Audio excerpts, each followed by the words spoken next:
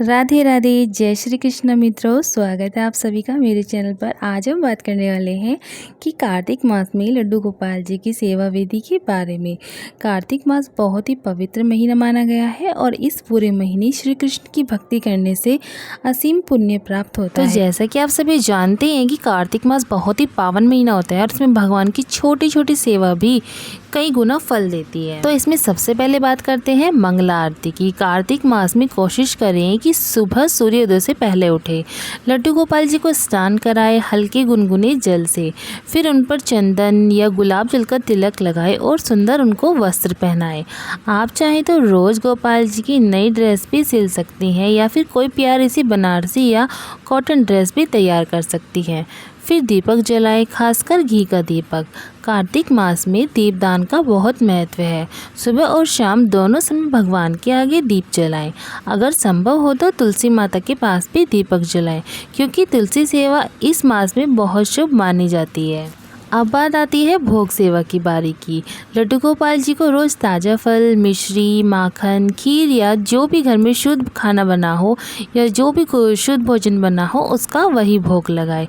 और हाँ, भोग लगाने से पहले मन में जय जय जय श्री राम, जय राधे श्याम बोलना न भूलें। शाम को संध्या आरती के समय मंदिर में भजन चलाएं, दीप जलाओ प्यारे नंदलाल के नाम का या फिर अच्युतम केशवम जैसे भजन माहौल को और भी मधुर बना देते हैं। तो इस तरह आप भजन भी आप मंदिर में चला सकते हैं। कार्तिक मास में हरि नाम संकीर्तन, दीपदान और गोपाल जी की लीलाओं का श्रवण बहुत पुण्यदायक होता है। इस महीने में भगवान जी को प्रसन्न करने के लिए बस प्रेम से सेवा करें, क्योंकि भगवान भक्ति से बहुत ही जल्दी प्रसन्न होते हैं। तो दोस्तों, अब तो आपको पता ही लग गया होगा कि कार्तिक मास में क्या क्या करना होता है। तो यही है दोस्तों कार्तिक मास की सबसे सुंदर और सरल सेवा विधि। सुबह स्नान कराना, दीपदान कराना, भोग लगाना, तुलसी सेवा करना और शाम की मंगला आरती करना। देखो गाइज, आप कुछ और करें या ना करें, इस महीने में दीपदान का बहुत ही ज़्यादा महत्व होता है। तो आप लोग दीपदान तो ज़रूर करें। इसमें शाम को आप तुलसी माता के पास बैठकर दीपदान कर सकते हैं और एक रोज़ का एक दिया का आप लोग दीपदान कर सकते हैं। इन 5 चीज़ों को अगर आप रोज़ प्रेम से करें तो निश्चय ही लड्डू गोपाल जी की कृपा आप पर बनी रहेगी। वहीं इसी के साथ साथ कार्तिक मास में लड्डू गोपाल जी की सेवा के अलावा भी आप बहुत सारी और प्यारी और फलदायक सेवाएं भी कर सकते हैं।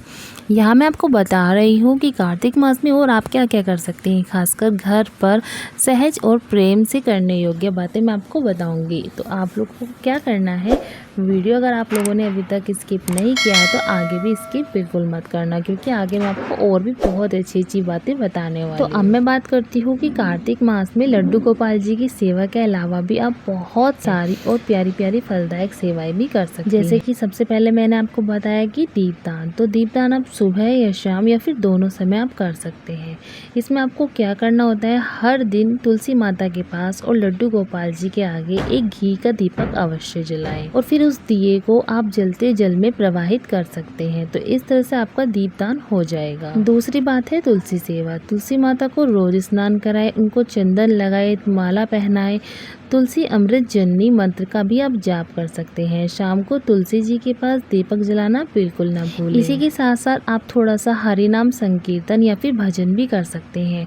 रोज थोड़ा समय निकालकर हरे कृष्णा हरे राम का यानी कि महामंत्र का जाप कर सकती हैं या फिर मधुर भजन चलाकर आप गोपाल जी के सामने भक्ति में डूब सकती हैं। इसी के साथ साथ आप कार्तिक मास में रोज थोड़ा सा नया लुक देने के लिए मंदिर को सजा सकती हैं। जैसे आपने कभी फूलों से सजा लिया, रंगोली बना दी या फिर गोपाल जी का आसन बदल दिया या फिर उनको थोड़ा सा और डेकोरेटेड आसन पर आपने बिठा दिया, तो ये भी बहुत सुंदर एक सेवा मानी जाती है। उनके नए नए वस्त्र आप बना रही हैं कार्तिक मास के महीने में, जैसे कि जिससे कि मैं भी एक डेली वीडियो अपलोड करती रहती हूँ उनके श्रृंगार की, उनके वस्त्रों की। तो कार्तिक मास के महीने में आप भी अपने लड्डू गोपाल जी को डेली एक नई नई पोशाक पहनाकर पहना सकते हैं। अगर आपको नहीं बनाने आती है तो आप मेरी वीडियो भी देखकर बना सकते हैं।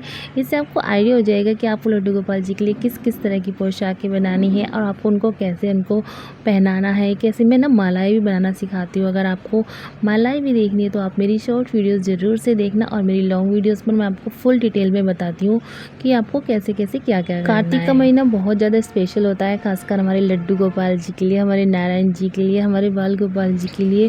तो देखिए रोज़ एक भोग अवश्य लगाए, कभी खीर का लगा दिया, कभी मिश्री का लगा दिया, कभी फल का, कभी माखन का।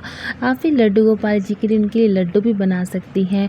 और इस बात का ध्यान रखिए कि सोमवार या पूर्णिमा को थोड़ा विशेष भोग जैसे पंजीरी, मीठा, दही रख सकती हैं। तो इस तरह से लड्डू गोपाल जी बहुत ज़्यादा प्रसन्न होते हैं और वो आप पर अपनी कृपा बहुत ही अच्छे तरीके से बरसाते हैं। जैसा कि आप सभी जानते हैं कि कार्तिक मास यानी कि ये कार्तिक मंथ होता है, ये चतुर्मास का एंड ऑफ द मंथ होता है और स्पेशली ये दामोदर मंथ भी कहलाता है।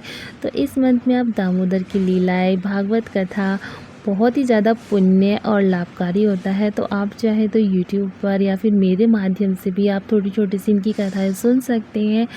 तो आप लोग भी इस तरह से अपने लड्डू गोपाल जी को प्रसन्न कर सकते हैं और भगवान जी की विशेष कृपा आप अपने ऊपर पा सकते हैं, क्योंकि ये मंथ ही है ऐसा कि आपको अगर भगवान जी से कुछ स्पेशल चाहिए, यानी कि अगर आप एक माला भी करते हैं ना इस मंथ में, तो वो आपको 1000 गुना फल देती है। तो इस मंथ में माला करना, नाम जप करना, कथा सुनना, पाठ करना, उनको भोग लगाना, उनकी सुंदर सुंदर सी सेवाएँ करना, मंदिर सजाना और उनके साथ में संकीर्तन करना, दीपदान करना और तुलसी सेवा करना, ये इतने ज़्यादा फलदायी होते हैं। आप यकीन मानो, आप मुझे कमेंट करके ज़रूर से बताएंगे कि आपने बहुत ही अच्छे से बताया हमको।